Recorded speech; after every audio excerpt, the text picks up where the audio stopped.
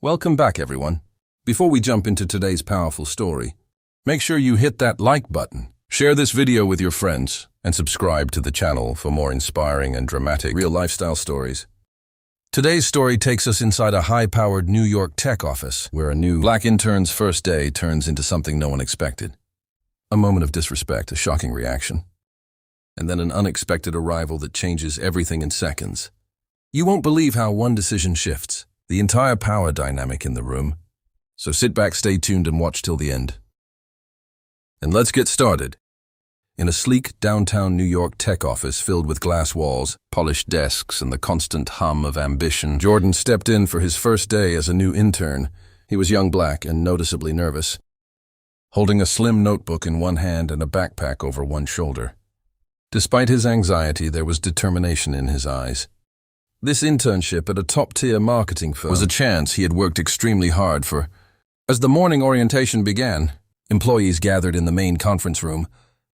Laptops, opened coffee cups lined the table, and conversation slowly faded as the senior manager, Mr. Collins, began speaking. He was known for his strict attitude and sharp temper, and the room already felt tense under his presence. Jordan introduced himself politely when prompted, his voice steady but soft, saying he was eager to learn and contribute. A few minutes later, Jordan raised a respectful question about the project workflow, trying to understand how tasks were assigned between departments. The room briefly quieted. Mr. Collins paused, looking at him with visible irritation, as if the interruption itself was unwelcome. Without warning, his expression hardened. He grabbed his half-full coffee cup from the table, his movements quick and aggressive.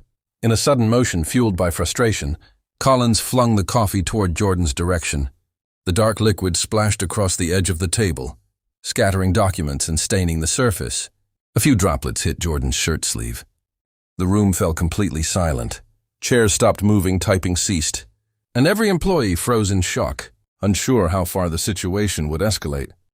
Jordan stood still, his breathing controlled despite the humiliation. He slowly lowered his gaze to the stained papers, then back up at the manager, refusing to react emotionally in front of everyone.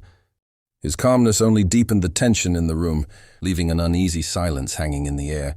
The silence in the conference room stretched uncomfortably after the incident, as if even the air had frozen in place. Jordan remained standing near the table, coffee stains darkening his sleeve, but his posture was still composed. No one moved. Employees avoided eye contact, pretending to adjust laptops or shuffle papers, unsure whether to intervene or stay silent. Mr. Collins leaned back slightly in his chair, trying to regain control of the room, his expression tight and defensive. Then, without any announcement, the glass doors at the end of the office opened. A wave of attention shifted instantly toward the entrance. The CEO, Michael Reeves, stepped inside. He was a man known for rarely appearing on the floor without notice, which immediately made his presence feel heavy and authoritative. His sharp eyes scanned the room, taking in the tense faces, the scattered documents, and Jordan standing quietly in the center of it all. He stopped walking. "What happened here?"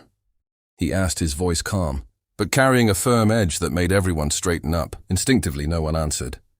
At first, Mr. Collins cleared his throat and tried to speak, offering a quick explanation that painted the situation lightly. But the CEO did not even let him finish. Reeves raised one hand, cutting him off mid-sentence. His gaze shifted away from Collins and landed directly on Jordan. The room felt even quieter. If that was possible, Jordan didn't speak, only met the CEO's eyes with calm restraint, still holding his composure despite the embarrassment he had just endured. The CEO's expression changed slightly, less corporate, more personal. He stepped closer, studying Jordan for a moment, as if confirming something. Then, in a steady voice that carried through the room, he said, "Son, are you all right?" The word son hit the room like a shockwave. Employees exchanged confused glances. Mr. Collins went rigid, his face draining of color as realization began to set in. Whatever power dynamic he thought he held was already collapsing in real time.